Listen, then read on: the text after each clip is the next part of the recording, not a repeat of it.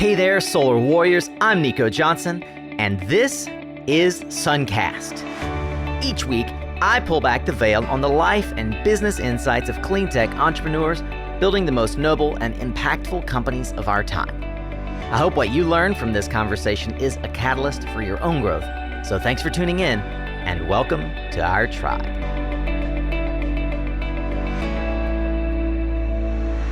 Hey there, Solar Warrior. I want to give you a quick intro to what you're about to hear. It is a replay of a video recording that we've been publishing. It's called our SPI Weekly Roundup. If you're completely unfamiliar, then perhaps you're not paying much attention to the annual Solar Power International Conference that's happening right now in its micro-conference version in the United States of America. I would encourage you to go check it out at mysuncast.com/SPI 2020. I'm so grateful for our sponsors, LG Solar, and our new sponsor, Idematech, and so many of the fun collaborations that we've been able to have. Of course, we get into other interviews and things that you missed from last week's SPI and Energy Storage International.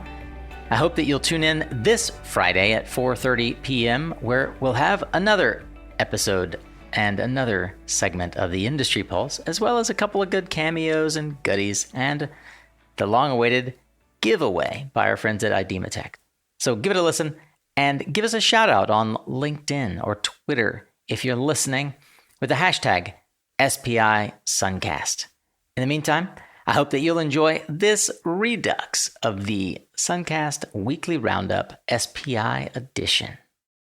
Hey, welcome back to this week's North America Smart Energy Week SunCast Weekly Roundup presented by LG Solar. I'm Nico Johnson. And I'm Glenda Johnson. Nico, I cannot believe that it's already week 5 of our weekly roundup. Time's flying, Glenda. It has indeed. The lineup, however, of incredible industry experts continues this week, and it has been a doozy. This week we focused on grid integration. The sessions are on hybrid resources, DERs, community resiliency, and more. Glenda, I'm wondering, do you have a favorite session? It's really hard to pick my favorite, but overall, Wednesday, I really did learn a lot about grid integration, from policies, latest technologies, and some best practices on what's needed to accommodate changes to the distribution grid. Yeah, I agree, Glenda. Wednesday for me was a highlight of the micro conferences generally.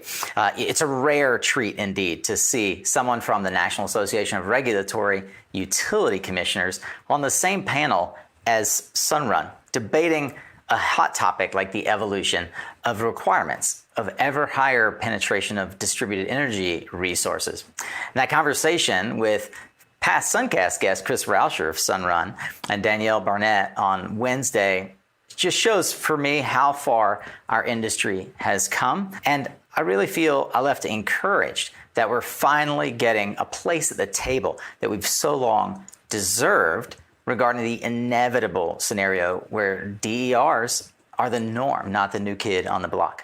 And I was equally excited to have our friend Josh Porter from the Solar Coaster join us in the green room this week for our one-on-one interviews. I was getting those podcast lounge feelings all over again, Nico. But before we check out those one-on-ones, LG Solar's Brian Lynch is back again for our Industry Pulse. Yeah, that's right, Glenda. Each week, Brian goes one-on-one with industry experts to get hot takes on where our industry is and what's impacting our future. Let's head on over to Brian, standing by with this week's Industry Pulse expert. Thanks, Nico. Welcome to this week's Industry Pulse, sponsored by LG. I am Brian Lynch, Director of Solar and Energy Storage Sales with LG, joined today by Ian Lochore, Vice President, General Manager of Baker Home Electric in San Diego, California. Ian, welcome. Give us a little introduction. Tell us who Baker is for those that aren't familiar and what you've been up to in 2020. Hey, Brian, thanks for having me. It's been a tough 2020 for everyone. Definitely the first half with a quick rebound in the back half. Baker Electric Home Energy is part of the Baker Electric Commercial Electric Group, established 1938, so 3 generations, family-owned business. The residential solar division, Baker Electric Home Energy, was established back in 2007. We've done over 13,000 residential homes in a fairly small, restricted area. So we really focus on Southern California, in fact, SDG&E and part of the SCE utility. I guess the ethos is to look after the customers, and they'll refer their friends. Fantastic. And Baker's been a great partner for LG for many years, and certainly we recognize you as being just really a high quality residential solar installer and an all-around great partner. I want to ask you, in the context of 2020, the residential side of solar seems to have borne like a huge brunt during Q2, where maybe the utility sector and the commercial industrial plowed through it because of the kind of length of time it takes them to start projects. But we have seen a V-shaped recovery in Q3, at least from LG on a national level. What did you experience in Southern California, which is obviously one of the most mature markets across the country? And what do you attribute this kind of market dynamic to? I think, like all of us, we were taken. We'd heard of things coming, but what was it? Mid-March, everything shut down. The world went crazy for a while, and we were uncertain, just like everybody was, on where it would take us. But it quickly proved that solar was more than just a wish list for people. It was actually a necessity. People were spending more time at home than ever before. At least here in Southern California, the weather very quickly became hot. People were cranking their air conditioners, working from home, kids at home. People were buying pools, just that extra electricity consumption. And solar became more than just it's a cool thing to do. It was, hey, I need this to do. I need to get my monthly budget under control. I'm looking for ways to invest my money. I'm not taking trips. Let's invest in the home. So solar ticked a few of those boxes. I think that's where we've seen the consistent demand coming from. Yeah, it makes sense, and it actually echoes what we saw in the Harris Poll survey that we did back in Q2, which coincidentally was timed right as COVID kind of was becoming a real thing in the market, and customers were adapting to this. And really what we heard from consumers is they saw solar as an investment in resiliency and investment in their home. So it makes sense that you also saw that in your market. So much has changed during 2020. What has Baker done to adapt to this new way of socially distanced selling and this new way of engaging with customers? I think firstly, we've learned a lot along the way, and we've learned it with our customers. So, the fact that we're doing this Zoom meeting now, and it's not unnatural, says a lot about just the society in general. And we very quickly had to, jump on board and make sure our consultants had the right technology, and B, were very comfortable using it. But on top of that, we quickly pivoted to, getting the lighting right or whatever that may be, to actually going back into the basics, how to build rapport with the customer, how to make sure that the customer's comfortable, the customer's getting everything that they need to make a decision, and feel comfortable with quite a large purchase decision most of the time. So that was the biggest pivot. Initially technology-based, but then really understanding how to use the technology and have our consultants comfortable and our homeowners, our customers comfortable at the same time. Got it. We've been watching what's happening on a national level with your competitors, other residential sales organizations, and some of them have moved to an online-only sales platform. Really, you can buy solar just with mouse clicks, and I think the intent there is to just drive cost out, remove the salesperson from the equation. Is that impacting your business? What are you seeing from a market impact related to what some competitors are doing? I think, solar's been evolving for years, and the way it's market has changed, the way it's sold has changed. We know that style of, customer acquisition is out there. It doesn't fit with the way that we do business, and most of our customers, I think the majority of our customers, are not looking for that. There's a lot that goes into solar, from the choices that they need to make along the way, the design, whether it be product or whether it be sizing, throw in energy storage, throw in what they're using now, consumption advice on what are they doing with an EV, how do we tie that into the EV charger in as well. There's a lot to it. And, I think, if anything, we've seen people or customers kind of try that out, not get their answers or not feel comfortable with and come back to us. Ultimately, it doesn't really matter how we get the customer. It's having them comfortable with the system, having it installed, and then being a partner with us for the next 15, 20, 25, 40 years, right? So we want to make sure that the people that we're putting solar, when we're putting solar on their roofs, they know exactly what they're getting, they're comfortable with, and it's a long-term partnership. So I think we're a ways away from that. It'll be interesting to see how it develops over the next year or two.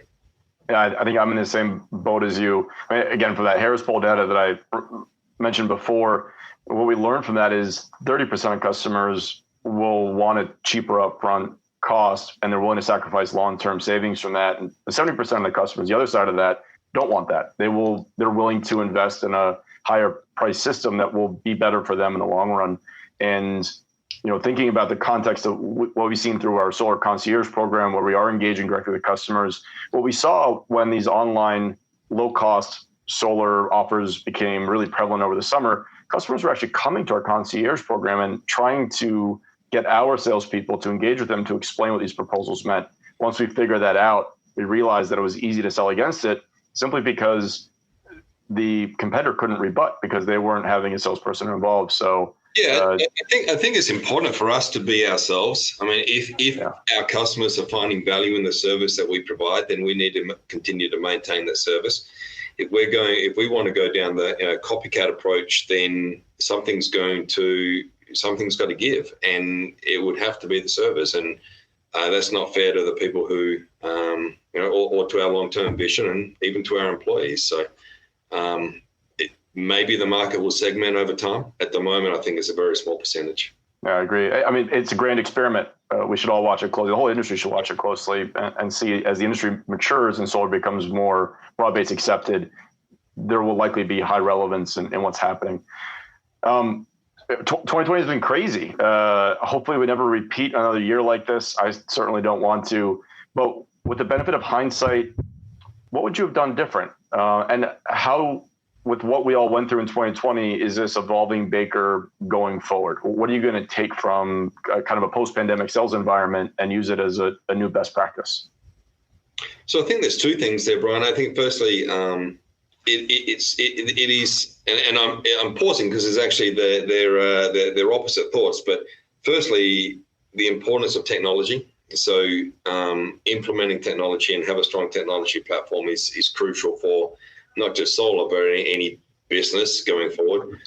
But that I don't believe technology replaces the people. So having a really strong group of people, strong values, strong corporate culture, and really understanding the value that you add to your homeowners, and then striving in difficult times to deliver. So it hasn't always been easy, for example, to meet our promises to the homeowners in challenging times like this. But it makes it a struggle, and that's what we have to do. So I think two things. I think you always need to keep up from a technology standpoint. And this year is a reminder of the importance of people at the same time, and not to let one outweigh the other. That's interesting. You have to maintain the human element via digital platform. And that's what we're struggling with, right? We're doing a online exposition. I think I've been to 14 or 15 consecutive SPIs. I always joke that Sia needs to buy me a cup of coffee at the convention center because I got my punch card ready. But this is the new world. This is digital. We're trying to maintain these human relationships. Ian, I miss taking you out for a beer, seeing you in San Diego, but it will happen again in the future. Closing thoughts. What does 2021 look like? Obviously, tax credit is set to expire. Clearly, the election might change that. How are you planning for 2021? Do you see it being a strong year relative to 2020? Yes, absolutely. I think 2020 is going to be, as we see it now, is going to be a bonanza year. I think definitely in Southern California, the market is driven by weather, and the market is driven by utility costs. And in 2021, with the extra incentive of the tax credit cliff, so to speak, it'll be interesting to see how that plays out after November and the months after that. But I think we can only plan for what we know, and at the moment we expect it to go away. So there will be challenges from timeframes and customer expectations, but I think from a pure demand standpoint, it's going to be a bonanza year. That's great. I think the optimism of what's to come is what's keeping us all motivated through what has been an absolutely crazy year. Ian, thank you so much for your insights, your thoughts, and your time. That's it for this week's Industry Pulse, sponsored by LG. And now back to the studio with Nico and Glenda.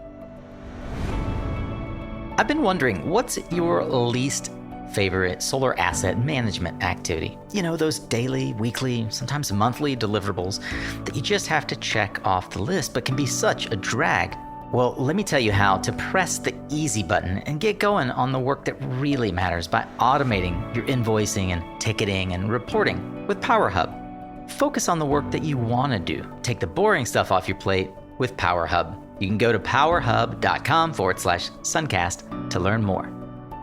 Hey, have you been looking for a clever way to get on SunCast? Well, here's your chance. We've got a new segment called SunCast Weekly Roundup, presented by LG Solar, and it's a part of the all-new microconference experience at North America Smart Energy Week 2020. You can learn more at mysuncast.com/SPI 2020. You can register with our discount code to get 15% off. You can share your takeaways for a chance to win fun prizes and follow along. And as I said, you never know, you might even end up on one of the segments, but you got to participate to win. Hope you'll join us. mysuncast.com/SPI 2020. See you there. Have you been searching for that perfect role that gets you into clean energy, or maybe transitions your career to the next level? Might I invite you to check out Lightsource BP. That's right, the global company focused on solar energy and low carbon economies, backed by one of the largest energy companies in the world. From strategy around the world to action locally, you can be inspired and be the change by joining Lightsource BP. By choosing a career at Lightsource BP, you will join a team that truly cares about creating a more sustainable future for our world through safe and meaningful low-carbon energy projects. Learn more and find out what career awaits you at lightsourcebp.com/careers. Thanks, Brian, for another great interview. And I have to say, Nico, I'm really enjoying this Industry Pulse segment. It's great to have Ian Lochore offer his insights on what has indeed been a crazy year for many of us. Yeah, Ian and Brian, you helped us certainly get a sense of confidence that we're heading in the right direction. Okay, it's time to say aloha to our special guest, Josh Porter from Solar Coaster. He's joining us inside the green room with our first guest from this week's Grid Integration Micro Conference. Thanks, Nico and Glenda. And as Nico said, my name is Josh Porter, co-founder of the Solar Coaster radio show here in Maui, Hawaii. And it's great to be collaborating with SunCast again this year. I'm pleased to be here inside of the green room with Emma Nicholson, Senior Project Manager, Concentric Energy Advisors, to dig into hybrid resources, providing resource adequacy for a carbon-free grid. This session, which took place on Tuesday. Welcome to the show, Emma. Thank you very much for having me. So let's jump right in here. I did get a chance to review that session. I learned a lot myself. Tell me, what are some of the key insights that you hope attendees took away from your session this past Tuesday? I think one of the big key insights is that there's a real willingness on the part of ISOs, independent system operators, and regional transmission organizations, which are the folks that run wholesale markets, to integrate hybrid resources, just because they're a significant part of the pipeline, the resources in the interconnection queue, and there is so much. They do offer a lot of promise. So I wanted to, even though there are a lot of details that have to be ironed out, and wrinkles to sort of overcome to incorporate these resources, there's also a great willingness to do so. So I think that's really good, a kind of a positive message for everybody to leave with everybody.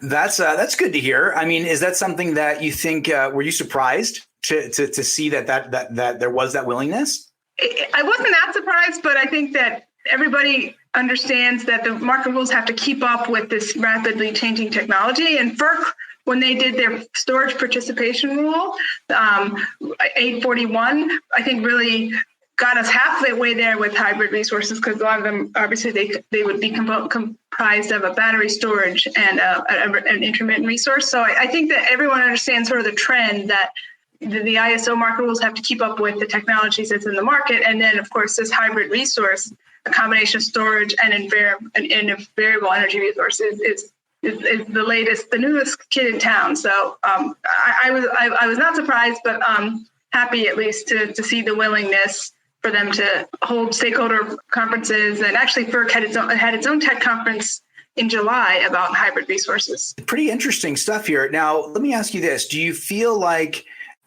you had mentioned that there was the issue of market dynamics. So now that you have this willingness from the ISOs to embrace these hybrid resources, that we need to align market dynamics with that, because they could be developed in ways that don't reflect the actual needs of the power and energy. Can you elaborate on that a little bit? Sure. One of the bigger aspects of market participation that has to change is mitigating the market power of these resource types, the hybrid resource type. And typically these rules are designed for a central station thermal resource, say a coal or natural gas plant, whose marginal cost is fairly easily discernible as our heat rate and the fuel price plus variable O&M. And then a hybrid resource is a completely different animal for the ISO. So that standard mechanism to estimate what their competitive offer cost is going to be a lot different, and it'll have to take into the account that the battery could be used for firming up the wind.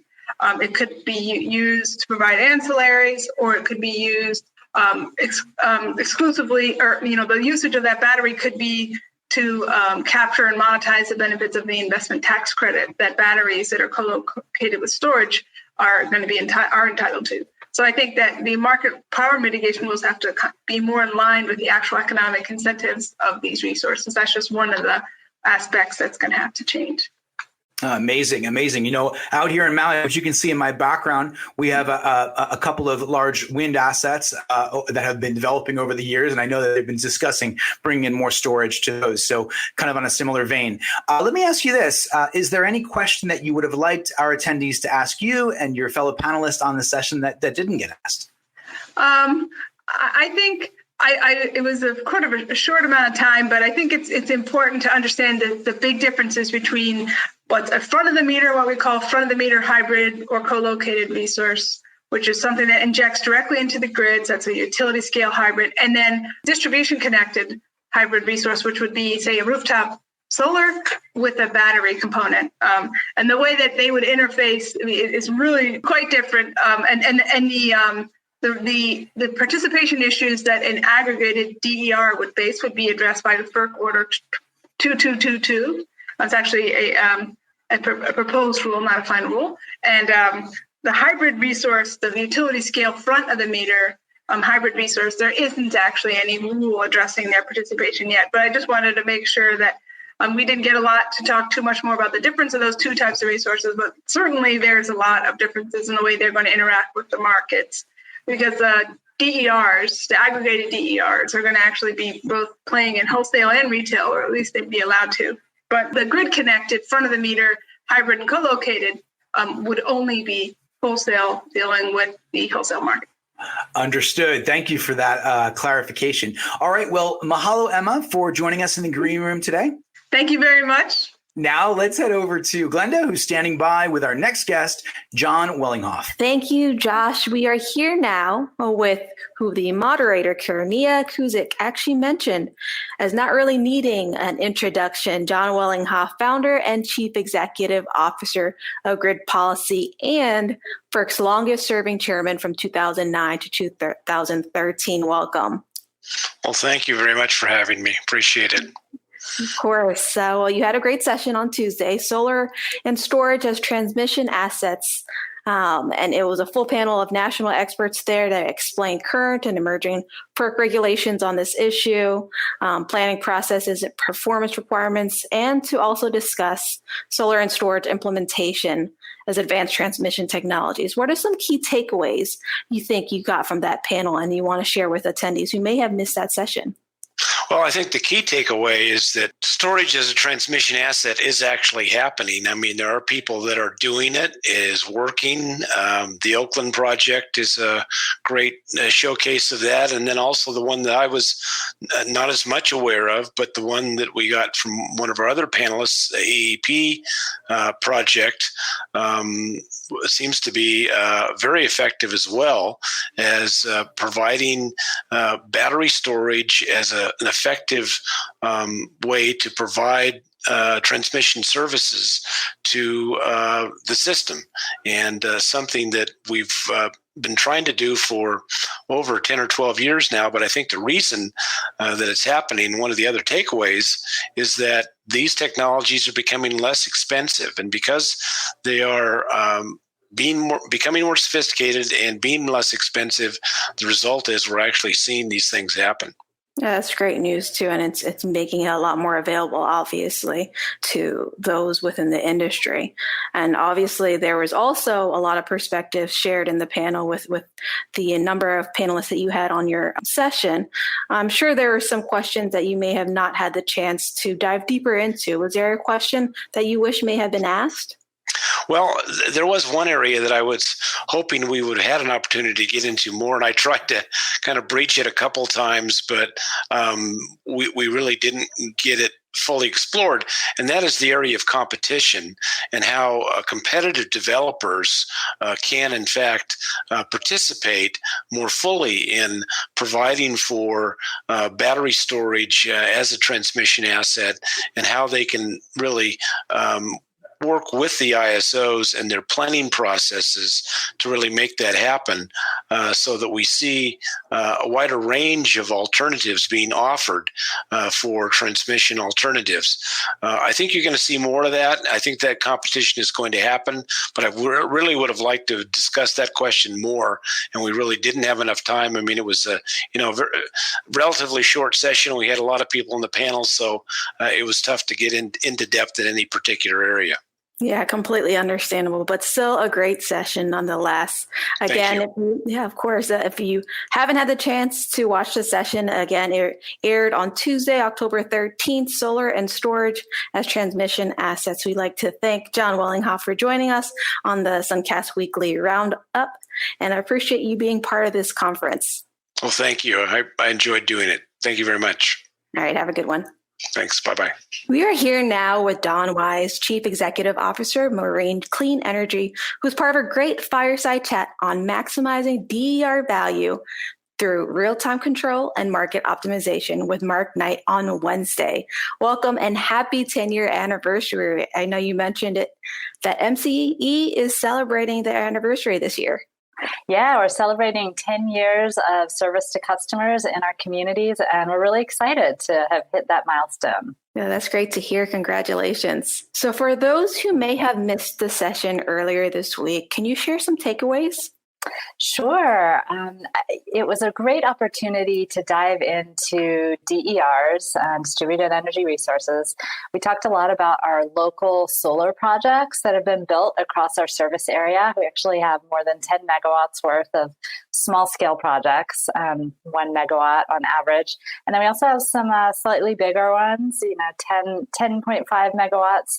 And then we talked a lot about our other programs that are helping with battery storage and to create more resiliency. And that's especially important now with all of the wildfires and power outages that can be related to that.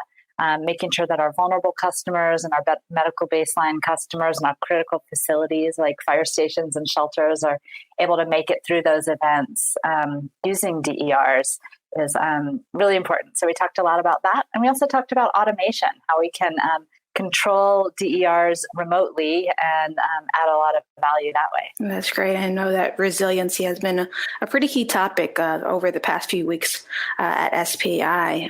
You also mentioned that since launching in 2010, there are now 22 CCAs in California. Without giving away too much from this session so people do not miss it and go back and actually watch it over, where do you see this trend going? Well, there has just been a lot of interest in community choice. Local governments around California are interested in having localized decision-making around what type of energy they want to put into the grid for their customers. And, many of those local governments are interested in operating local programs that really meet the needs of their community. So that's why we've seen huge growth. MCE was the first community choice program to launch in California, but now that we have 22 more up and running and serving customers, I see continued growth to be likely, both in the slight growth, I think, in the number of CCAs. But I also think that as these programs mature and get up and running and past the launch phase, they're going to be doing a lot more on the programmatic front and on the DER front. So I'm really excited to see all of that unfold. Yeah, I'm also excited to see all of that evolve in the next few years, next few months as well. And of course, in that session, it's 25 minutes long. Was there anything else that you could have dove deeper into or wish you could have?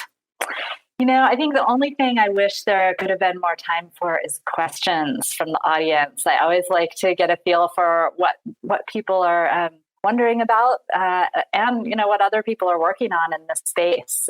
So if there'd been more time, more Q&A would have been fabulous, but maybe next year. Yeah, I agree. And I mean, obviously, that's also something you're missing when you're not in person and seeing that engagement from the audience. But nonetheless, the session was great. The fireside chat went well, and we appreciate you being part of this conference. Thank you. Thank you for having me. It was really a pleasure. Well, that's it for us here in the green room. Now back to the studio with Nico.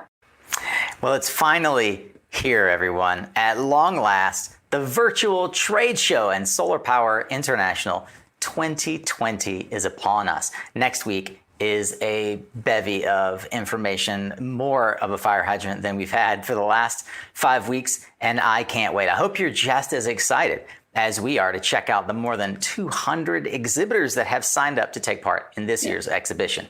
Wow, over 200. Well, we know the experience is quite different from last year's and the past, of course, but the team at SPI put together a great tutorial video to get you ready. Check out the link below to see how to best navigate the exhibitor directory, find special offers, and chat with other attendees and exhibitors. That website is www.mysuncast.com/SPI 2020. We know it's a lot to plan for. That's why we want to encourage you to take time over this weekend and on Monday to map out that plan.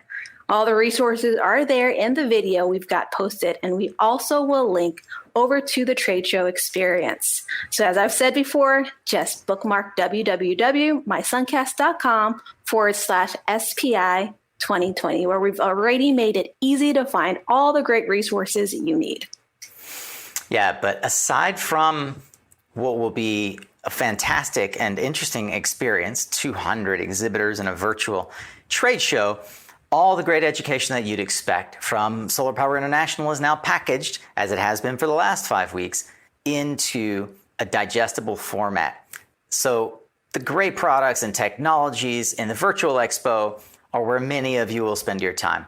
There's still a slew of show floor education, just like you'd expect from the stages of SPI's past. Now, that's Wednesday and Thursday as well, and there are over 70 concurrent sessions. It might be difficult to choose what to watch in your spare time when you're not perusing the virtual halls, but the crew over at SETS have also made it easy with 7 different channels, just like the stages that you'd find around the trade show floor in real life. Those stages are the energy storage channel, the installer training channel, the solar channel, smart energy weeks channel, hydrogen and fuel cells, microgrid channel, and the electric vehicle channel. I know a few of my geeky friends are going to be glued to the EV channel. And to make it even easier for you to decide how to consume from all of the content that's going to be there, here are a few of our favorite sessions to highlight from next week's lineup. We've curated 4 for you on October 21st and a couple of more on the 22nd. So from noon till about 2:30 on Wednesday, we've got the general session, the wired energy in the home session, looking at what's next in the California Fuel Cell Partnership, the 2 p.m. leveraging simulation best practices for DER integration on the Smart Energy Week channel, and impacting climate change through renewable innovation, again on the Smart Energy channel at 2:30. And then on October 22nd at 12:30, there's Equity and Justice on the Smart Energy Week channel. And also at 2 p.m. is Making Sense of the White House Solar Tariff Proclamation, also on Smart Energy Week's channel. That does it for us here at North America's Smart Energy Week's SunCast Weekly Roundup. Thank you once again to our partner LG Solar for making this weekly roundup possible. And hey, as we've said, please give us your hot takes and takeaways. Be a part of the weekly roundup. Next week, I know so many of you are going to be hyper engaged. This is the moment we've waited for. Share your favorite takeaways with the hashtag SPI SunCast. We'll be right back in studio next Friday, 4:30 p.m. to bring you all the keen insights, our experience and expectations from the virtual trade show. For now, I'm Nico Johnson. And I'm Glenda Johnson. You guys have a great weekend. All right, that's a wrap on today's conversation, Solar Warriors, but I do hope that you'll check out the other 2 for Tuesday episodes and let me know what you think of these shorter format discussions. You want more like this? You can find more than 200 episodes, resources, highlights from the discussions, along with social media links to each guest episode, book recommendations, and so much more over on the blog at mysuncast.com. And that's also where you'll find other ways to engage with the SunCast tribe, like subscribing to our weekly emails, or even joining the exclusive inner circle we affectionately refer to as the Guild. If you're on Spotify or iTunes, I so appreciate your rating and review so that others can also find SunCast more easily. A special thank you to our sponsors who help make this podcast possible. You can learn more about them at mysuncast.com/sponsor. Follow the links there for any offers we've discussed here today. Remember, you are what you listen to. Thanks again for showing up, Solar Warrior. It's half the battle.